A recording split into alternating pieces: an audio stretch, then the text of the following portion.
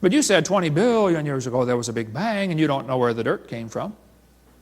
So basically, I believe in the beginning God, and you believe in the beginning dirt. Don't tell me my theory is religious and yours is science. Oh, no, no, no. They're both religious. Both creation and evolution are religious, but the news media and the textbooks try to make it appear as if this is an argument between religion and science.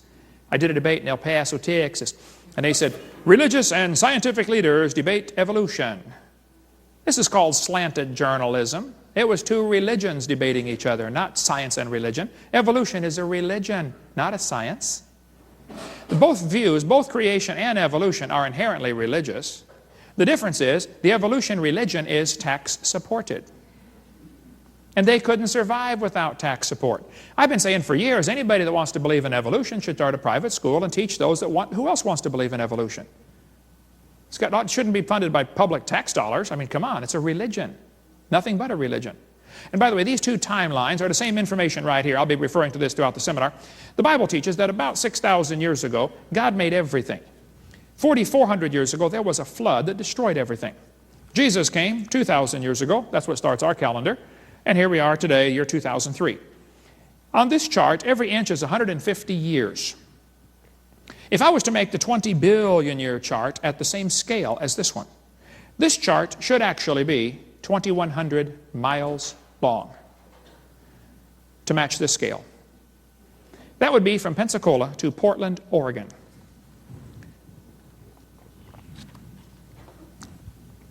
I don't want to carry a chart that big, so I made a new scale for the other one, okay? Anyway, the professor said he did not know where the matter came from. I said, well, sir, could you tell me where the laws came from? You know, who made gravity? Who made the law of gravity? Centrifugal force, inertia. Who's the law giver? He said, we don't know about that. I said, well, sir, can you tell me where the energy came from? You know, it takes energy to make something move. Who bought the gas to run this machine anyway? He said, we don't know about that either. I said, sir, may I ask you another question, please? He said, sure. What else would you like to know? Else? What do you mean else? You haven't told me nothing yet. I said, sir, does Berkeley have a merry-go-round? How many of you know what a merry-go-round is? You go round and round and round till you puke. You've been on them before? He said, no, we don't have a merry-go-round at Berkeley. I said, you ought to get one, man. You could learn some good science on a merry-go-round. If you put some fourth graders on a merry-go-round, are there any fourth graders in here this morning? Oh, man, all right. I like fourth graders. I spent the best 5 years of my life in the fourth grade. That was before they diagnosed ADD. We're going to put some fourth graders on the merry-go-round and get the high school football team out there to get it spinning clockwise as fast as it will possibly go. Now, if you have a digital watch, you may not know what clockwise means. Never mind. I'll explain it later. We're going to spin the merry-go-round clockwise. The kids are going to go through 4 phases. They start off in phase 1. They're screaming at the football players. Come on, let's go. Faster, faster. Can't you go any faster? You get up around 30 miles an hour. The kids enter phase 2, where they stop screaming. They just quietly concentrate on trying to hang on for dear life. You get up around 60 miles an hour. The kids enter phase 3, where they start screaming again. But now they're screaming, stop, stop, please slow down. Don't stop, though. Keep going faster and faster. When you get to about 100 miles an hour, the kids enter phase 4. That's where they begin to fly off the merry-go-round. Now, if you watch this carefully, if the kids fly off the merry-go-round, and the merry-go-round is going clockwise, when the kid flies off, the kid will be spinning clockwise until he encounters resistance, like a tree or telephone pole. That's because of a law in physics known as the conservation of angular momentum. You see, if a spinning object breaks apart in a frictionless environment, which is what the Big Bang would have been, all the matter in one spot, no friction, the pieces that fly off are going to spin the same direction as the original object because the outside is moving faster than the inside. And we could talk all day about the Big Bang theory and the conservation of all sorts of problems within our own solar system for the conservation of angular momentum. But the professor said, yes, I understand about the conservation of angular momentum. I said, well, good. Then would you answer me just one question? If the universe began as a swirling dot, shouldn't everything be spinning the same way? He said, yes. I said, well, did you know that 2, maybe 3 of the planets are spinning backwards? Did you know that 8 of the 91 known moons are spinning backwards? Sir, did you know some of the whole galaxies are spinning backwards? Why? He said, that's interesting. I said, no, sir, that's more than interesting. That's kind of hard on your Big Bang theory. He said, why do you think they're going backwards? I was hoping he was going to ask that. I said, sir, it's very simple. You see, in the beginning, God created the heaven and the earth. And God did it that way on purpose, just to make the Big Bang Theory look stupid. And it is stupid, okay? We cover lots more on that in our college class, CSE 101. I do believe in the Big Bang, though, because the Bible teaches the Big Bang. It says, the heavens shall pass away with a great noise. In the original Greek, that's a big bang. So there's going to be a Big Bang. It just didn't happen yet. So kids, if you go to school and some professor says, do you believe in the Big Bang? You should say, yes, I do, and you better get saved and get ready for it.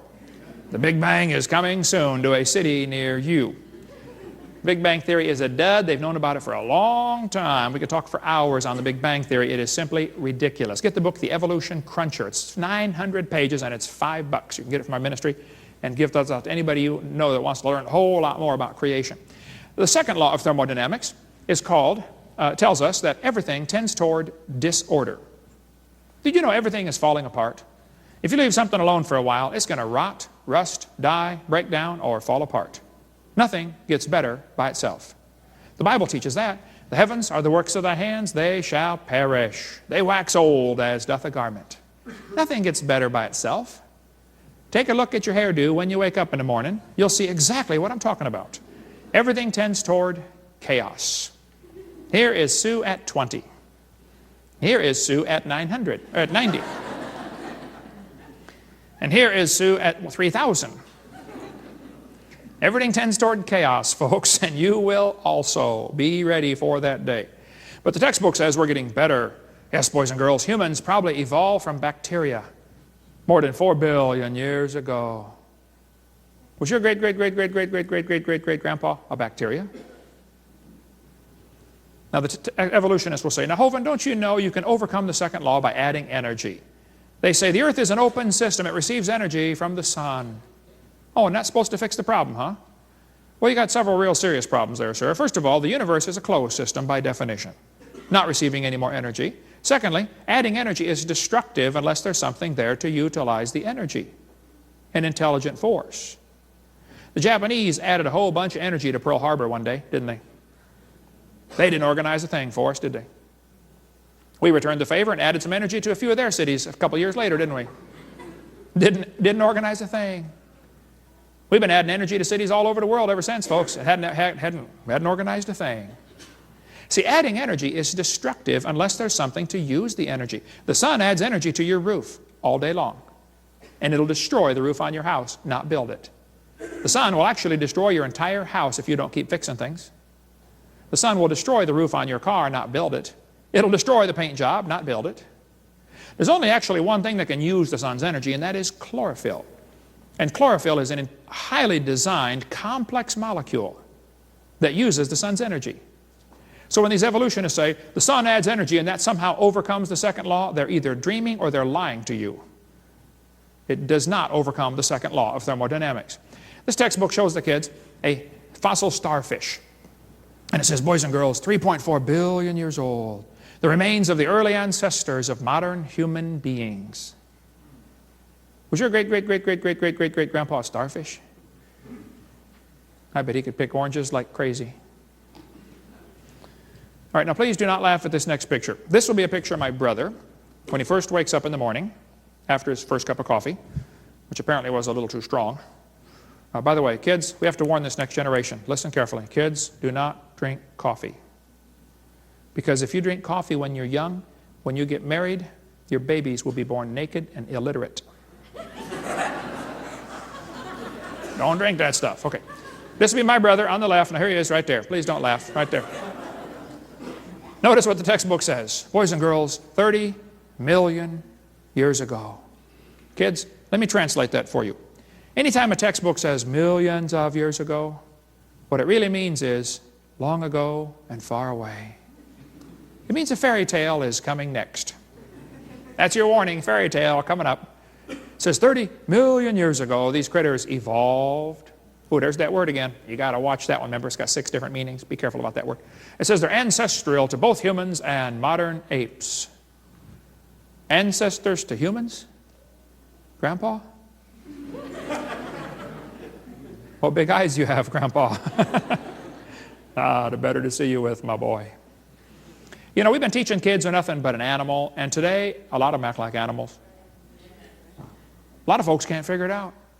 Barbara Reynolds figured it out. She's a journalist. She said, your kids go ape in school? Here's why. He's being taught evolution.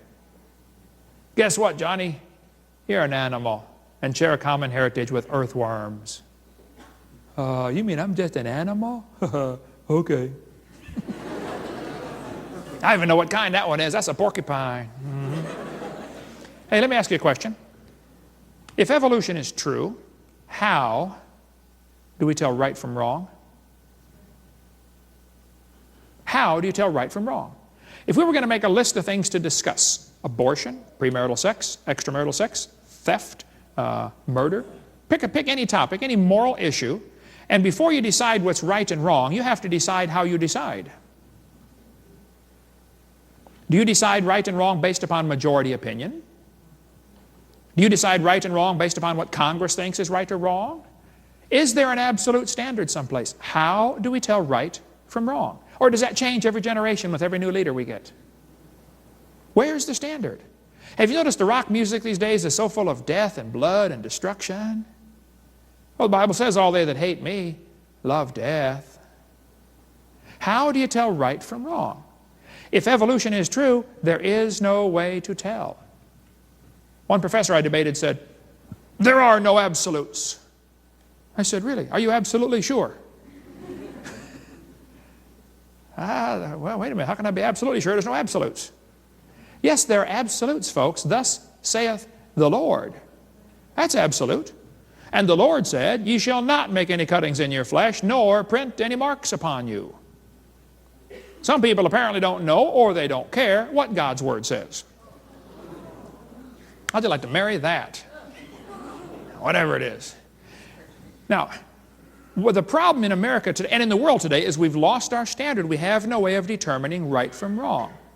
Get a bunch of carpenters together to build a building, but nobody can have the same ruler. Everybody gets a ruler that has a different standard. To one guy, this is an inch. The next guy, this is an inch. How's your building going to come out? Good luck. You have to have standards. We have a National Bureau of Standards to protect the standard meter, you know, the standard kilogram, the standard pound. You have to have standards. The problem is, in our morals in America, we no longer have any standards. We've thrown out the Bible and said, oh, well, if it feels good, do it. Well, look what you're going to get in your schools. We could spend hours talking about the loss of standards. We get into more of that on videotape number 5 about the effects of this evolution teaching. Teachers don't seem to understand it's perfectly fine for you to teach creation science in public schools. There's never been a law against teaching creation in public schools. 2 states, Arkansas and Louisiana, passed laws requiring that creation be taught. Now that's different. They required the teachers to teach creation, and the court struck both of those laws down. And then the ACLU, the American Communist Lawyers Union, said, see, you can't teach creation. That's not what the court said. The court said you cannot require that creation be taught. Even Stephen Gould said, no statute exists in any state to bar instruction in creation science. It could be taught before and it can be taught now. That's what he said after the 1987 when the Supreme Court struck down the Louisiana law, the Balanced Treatment Act. Now, if a teacher does get up in their class and they teach evolution, if they tell you, okay kids, you started off like a slime and you slowly evolved to a human. You don't need to be a genius to figure out that teaching is going to destroy some kid's faith in the Bible. And anybody that spends their time destroying a child's faith better read what Jesus said. Whoso shall offend one of these little ones which believe in me, it were better for him that a millstone were hanged about his neck and he were drowned in the depth of the sea. Anybody that teaches evolution is in serious trouble when they stand before God. I don't want to be close to you on Judgment Day. You are in big time trouble. The Bible says, be not many masters, knowing we shall receive the greater condemnation. James 3. Back in the 50s, the average textbook in America had very little evolution in it. It really wasn't talked about much. And then in 1957, the Russians beat us in the space race. They launched Sputnik. And Americans panicked. How many of you remember the panic in America when they were beating us in the space race? People were building bomb shelters. I mean, the whole thing. It was really serious, wasn't it? And somebody said, you know, the reason the Russians are ahead in science is because they teach evolution in their schools.